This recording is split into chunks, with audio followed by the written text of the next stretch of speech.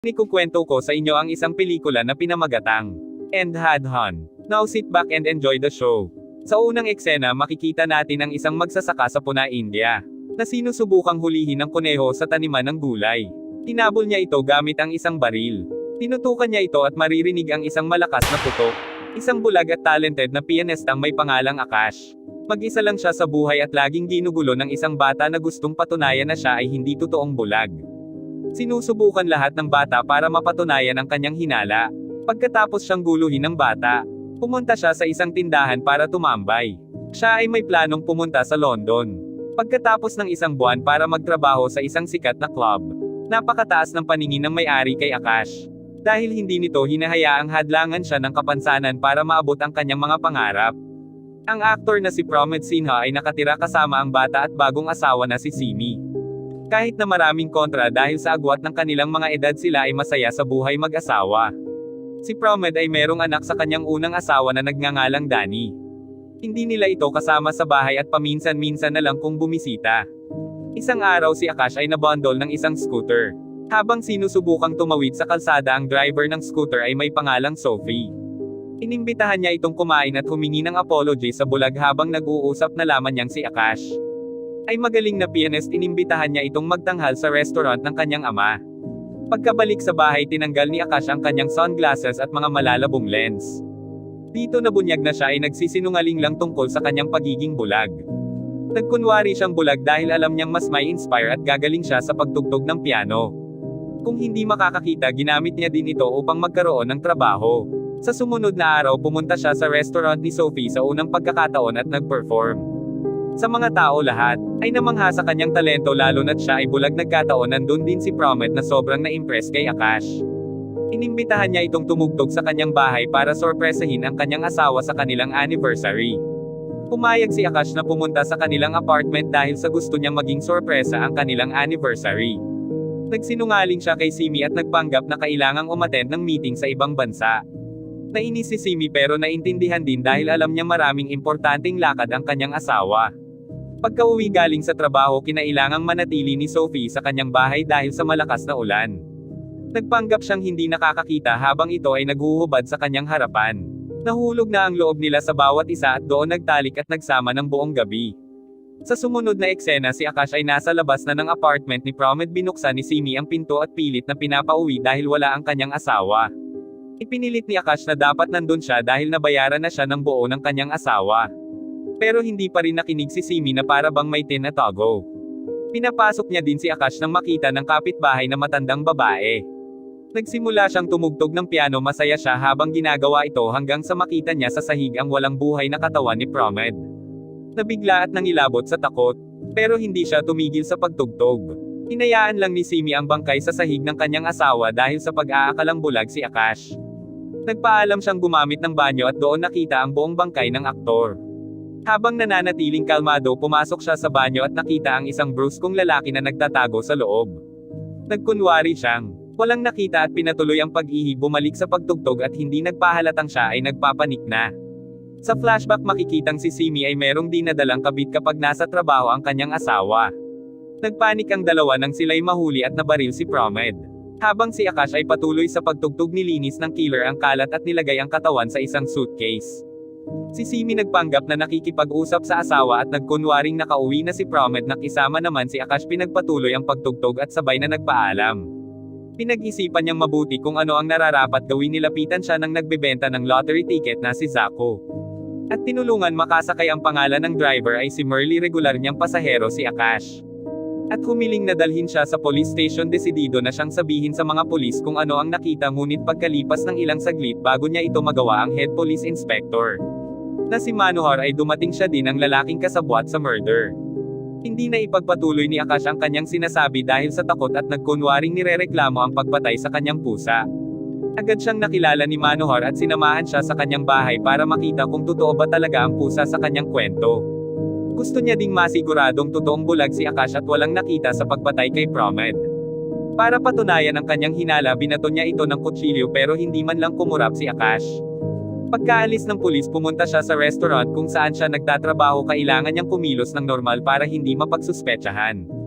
Dumating si Simi sa restaurant at sinabing nasa trabaho pa ang kanyang asawa. Sa sumunod na araw ang pagkamatay ni Promed ay nai-broadcast sa balita at inakalang pagnanakaw ang dahilan. Natagpuan siya sa loob ng sasakyan malapit sa isang tulay habang nawawala ang relo at mga alahas. Nilagay ni Manohar ang kaso sa kanyang kamay para masiguradong hindi makakalabas ang katotohanan. Ang anak ni Promed na si Danny, si Simi at si Akash ay inimbitahan sa police station para maimbestigahan. Si Akash ay tumangging sabihin ang katotohanan dahil sa takot na baka siya'y patayin. Habang nasa lumi ang kanyang kapitbahay na si Mrs. Liza na nakitang pumasok si Akash sa apartment ay lumapit sa isang pulis, kanyang iginiit na hindi nagsasabi ng totoo si Simi at alam niya ang totoong nangyari sa araw ng krimen. Alam ni Simi na magiging problema ang matanda kung ito ay tetestigo sa kaso. Habang walang nakakakita, itinulak niya si Miss Liza sa balcony ng apartment at namatay. Sa kasamaang palad na saksihan ulit ni Akash ang krimen at kinailangang magpanggap na walang nakita sa pangalawang pagkakataon. Nagmadali siyang umuwi at tinawagan si Sophie upang sabihin ang lahat. Ang hindi niya alam, ang nakakainis na bata ay kinukunan pala siya ng video. Bago makarating si Sophie, si Simi ay dumating at inalok siya ng pagkain galing sa lamay ng kanyang asawa. Kailangan niyang maging alerto at pinapasok si Simi sa loob. Pinagtimplahan niya ito ng kape at nang lumingon sinubukang gulatin ni Simi si Akash para mahuling nagsisinungaling habang suot-suot ang nakakatakot na maskara. Pero hindi siya nagpasindak at hindi nagbigay ng kahit anong reaksyon. Habang sila ay nag-uusap, nilabas ni Simi ang isang baril at tinutok sa kanya at doon na nahuli ang pagsisinungaling ni Akash. Kanyang ipinangakong hindi magsasalita tungkol sa krimen at kaagad na aalis papuntang London. Subalit bigla siyang nahilo at hinimatay. Turned out merong nilagay na gamot si Simi sa inalok na pagkain. Dumating si Sophie.at, ang makulit na bata ay may pinakitang video kung saan si Akash ay nahuli nagpapanggap na bulag. Galit na galit niyang binubuksan ang pinto at hindi inaasahang makita ng hubad si Simi. Nagpanggap siyang nakipag-sex kay Akash na hanggang ngayon ay wala pa ring malay. Nagising si Akash pagkalipas ng ilang oras at merong naramdamang kakaiba sa kanyang mata. Sinubukan niya itong buksan at doon nalaman na hindi na siya nakakakita. Tinuto ni Simi ang kanyang pagkabulag. Ngayon wala nang maniniwala sa kanya kahit gusto niyang tumstigo. Tinawagan niya si Sophie para humingi ng tulong subalit ayaw na siyang pansinin. Ang dalawang magkasabwat sa krimen ay makikitang nagtatalo. Galit si Manohar kay Simi dahil sa halip na patayin ay binulag lang nito si Akash. Kanyang isinagot na hindi siya killer at pinadala si Manohar para tapusin ang trabaho. Habang nasa bahay ang pulis ay patagwang pumasok at sinubukang ibigti si Akash. Maswerteng napukpok niya ito sa ulo at nakatakas. Subalit nahirapan siyang makatakbo dahil siya ay totoo ng bulag at nasalpok sa isang poste. Nagising siya sa isang ospital habang napapalibutan ni Dr. Swami ang driver na si Merly at ang lottery ticket seller na si Zako. Natagpuan siyang walang malay sa kalsada at dinala sa hospital. Gumawa ng appointment si Dr. Swami sa isang optometrist sa hiling ni Akash. Ang kanyang unang prioridad ay mapatanjin ng kanyang mata at makaalis na sa bansa. Sa labas ang tatlo ay nagkasundo sa halaga ng perang kanilang kikitain. Plano nilang ibenta ang organs ni Akash sa black market dahil siya ay easy target. Nang hinihiga nila ito sa hospital bed, narinig niya ang kanyang pag-uusap tungkol sa kanyang surgery at nagpanik. Pinigilan nila ang pagpupumiglas ni Akash. Makita ang masamang plano, tinurukan nila ito ng gamot na pampakalma at para makatulog bago mawala ng malay. Nabanggit ni Akash na si Zako ay merong Lord Ziba tato sa kanyang braso. Nabigla sila dahil wala namang nagsabi sa kanya tungkol sa kanyang tato. Naisip nilang ito ay senyales mula sa Diyos at nagpas siyang itigil ang masamang plano.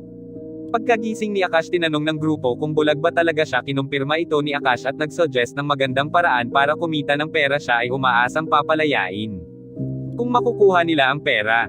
Nagsimula siyang magkwento tungkol sa krimen ginawa ni Simi at ni Manohar. Kanyang idinagdag na ang killer ay magbibigay ng malaking halaga na pwede nilang paghati-hatian kung sila ay ma-blackmail dahil sa kasakiman sa pera. Nagpas siya silang tulungan si Akash. Sa sumunod na eksena, umuwi si Simi at nakita si Akash habang nagtutugtog ng piano kasama ang anak na si Danny. Siya ay hindi makapaniwala sa katapangan ng bulag at kinabahan sa pagbunyag ng katotohanan. Agad niyang tinawagan si Manohar. Pinapunta sa isang lokasyon, sinakay niya si Akash para dalhin kay Manohar sa kanilang biyahe. Humingi si Akash ng 10 million rupees para sa kanyang pananahimik para makakuha ng cornea transplant. Tumanggi siyang magbigay ng kahit na magkano, ngunit si Akash ay meron ng naka-back up na plano. Hinarang ni Merly ang kanyang rickshaw sa kalsada at pinatulong si Simi habang ito ay distracted. Pagkatapos ay dinukot siya ng grupo, umaasang makakakuha ng malaking ransom kay Manohar kapalit ng kanyang buhay. Sunod nila tinawagan ang asawa ni Manohar. na si Jessica at sinabi ang lahat hininga nila ito ng pera kung ayaw niyang masira ang magandang reputasyon ng asawang pulis. Galit na galit si Jessica at nagbantang papatayin ang asawa. Ito ay tumigil lang nang makatanggap sila ng tawag na tagpuan ang sasakyan ni Simi at inakalang nagpakamatay. Si Jessica ay naging kalmado at nag-isip ng plano kung paano malulutas ang problema ng asawa. Samantala tumangging makipag-cooperate si Simi at para takutin siya kinunan siya ng dugo ng doktor at pinagbantaang ibebenta ang kanyang kidney. Kapalit ng pera. Sa araw na iyon dumating si Manohar dala ang bag ng pera bilang ransom. Bago isagawa ang susunod na hakbang trinidor siya ni Zako at ni Marley tinali siya sa isang upuan at lumabas para gawin ang plano. Wala silang tiwala kay Akash at ayaw nila itong bigyan ng parte. Si Akash at si Simi ay nakakulong sa parehong kwarto bilang hostage. Sinabihan siya ni Akash na dapat siyang matakot dahil wala na siyang silbi at sunod na papatayin ni Manohar. Nang makuha ng doktor ang resulta ng blood analysis ni Simi, lumiwanag ang kanyang mukha nang makita ang resulta ng report. At nagmadaling pumunta sa hospital na kuha ni Marley ang pera sa kanilang hideout pero agad na nabaril bago pa siya makatakbo. Natakot si Zako at kinulong ang inspector sa elevator. Kinuha niya ang bag ng pera at dinala si Marley sa ospital. Subalit ito ay patay na kanya din na lamang peke ang mga nakuhang pera. Samantala nagawang matanggal ni Simi ang tali sa kanyang kamay at sinugod si Akash para patayin pero napigilan ni Dr. Swami. Nagbuno silang tatlo at nagawang maturukan ng pampatulog si Simi. Nilagay ng doktor si Simi sa trunk ng kotse at nag-drive papuntang Mumbai para kunin ang pera. Habang nasa daan kanyang pinaliwanag na si Simi ay mayroong ERH negative na dugo. At ito ay sobrang bihira at mahirap hanapin. Merong isang mayaman ang handang magbayad ng malaking halaga kapalit ng liver ni Simi. At kung maibibenta nila ang organs ay kikita sila ng higit sa 50 million. Subalit naisip ni Akash na hindi ito tama. Dahil kailangan nilang patayin si Simi nang lumabas ang doktor para turukan si Simi ng isa pang dose ng tranquilizer. Nakatakas at nagawa siyang patayin ni Simi. Pinababa niya si Akash sa kotse at pinatayo sa gitna ng kalsada. Binalika niya ito para sagasaan. Ilang segundo bago masagasan ay biglang narinig ang malakas na putok ng baril. Ito ay kaparehong putok na ating narinig sa simula ng pelikula. Habang sinusubukang hulihin ng magsasaka ang isang kuneho. Ang sinabing kuneho ay biglang tumalon sa kanyang windshield dahilan para mawalan ng kontrol ang kanyang sasakyan at sumabog na matay si Simi sa aksidente. Pagkalipas ng 2 taon si Sophie ay pansamantalang bumisita sa Europe para mamasyal at makalimutan ang lahat sa nangyari sa kanila ni Akash. Subalit bumalik ang nakalipas nang makita niya ang isang poster ni Akash sa labas ng isang club. Tumutugtog siya ng piano at doon na nagtatrabaho. Kinausap niya si Sophie at sinabi ang lahat ng mga nangyari. Sinabi niyang sumakay siya ng bus papuntang Mumbai pagkatapos ng insidente at pumunta sa London sa tulong ng isang kaibigan. Inimbitahan niya itong pumunta sa kanyang pagtatanghal. Subalit kailangan ng umuwi ni Sophie. Kinabukasan na nga kung magkita muli at nagpaalam sa isa't isa. Sa huling eksena makikitang pinalo ni Akash ang isang lata. Habang naglalakad ito ay nag-iiwan ng tanong at malaking misteryo sa lahat kung nakakakita pa rin ba si Akash. Maraming salamat sa inyong panunood. Please like and subscribe for more video.